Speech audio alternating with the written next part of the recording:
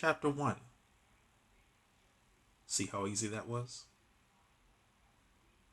Essence of India was an upscale restaurant, one that Kaisa enjoyed patronizing on occasion back when she could afford it, when her parents were giving her a monthly allowance that would make some professional athletes blush. Those days were gone. Her plan to return to the Eden she had been cast out of, however, would require a sacrifice. She was a big girl now, alone in the world, with only her wits and her tits to garner her needs and wants. It was a threesome tonight. She sat across the table from her new benefactor, Ganson Vassinelli, and Monasia, trusted friend and mentor in the sex sorority in which she had been inducted. It was Monasia who set the whole thing in motion. In a way, Kaisa owed everything to Monasia, who took the role of big sister when her family abandoned her. If she dared delve deep enough into the past and connect the dots, she could probably point to Monasia for having a part in that as well. But again, those were the old days. Crying and pointing fingers wasn't going to put food on the table, pay the bills, or get her through the remaining semesters of college, her only hope of escaping the life she now led. You okay? Monasia whispered, leaning in Kaisa's direction at the table. Noticing her friend's subdued demeanor, she sheepishly looked up from her plate, having barely touched a morsel of food. No answer, just a nod.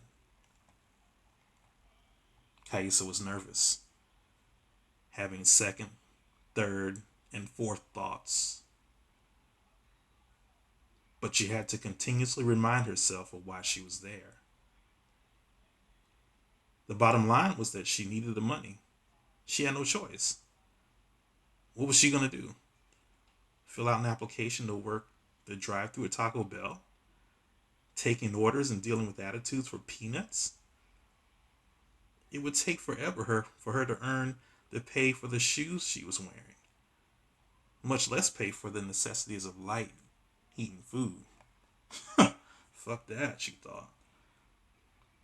The quick math all but rationalizing her decision. Monasia could feel Kaisa's trepidation, and it worried her. She knew from experience that Kaisa was doing herself no favors by ruminating over what was going to happen. The young woman that sat across from Monasia tonight was a far cry from the vivacious, adventurous shooting star that had lit up the sky once the sun went down, easily making her life the life of every party. Not so very long ago, Kaisa flaunted her sexuality and flirted freely with any and every man that dared to cast a glimpse at the Brazilian princess, with her flawless body, perfectly toned from her calves up to her abs, choosing her wardrobe carefully so as to show off everything possible while remaining tastefully covered. Those days were long gone. The relative innocence and naivety lost in the face of the harsh realities of life. Kaisa zoned out, listening to the music piped over the restaurant sound system. A man was singing in a language probably no one in the building outside of the owners and waitstaff understood. But Kaisa understood. She learned the Hindu tongue while studying abroad her freshman year. He sang about the butterflies that fluttered inside of him each time he looked into the eyes of his beloved and how he regretted letting her go.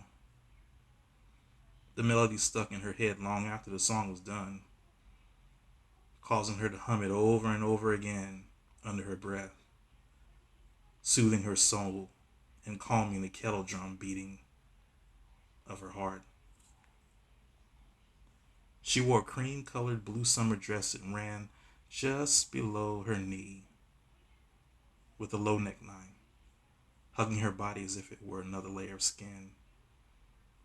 Cream-colored heels adorned her feet, snaking straps across her calves, accentuating her muscular legs and adding to the visage placed atop them, masterfully sculpted by the Creator as a symbol of perfection.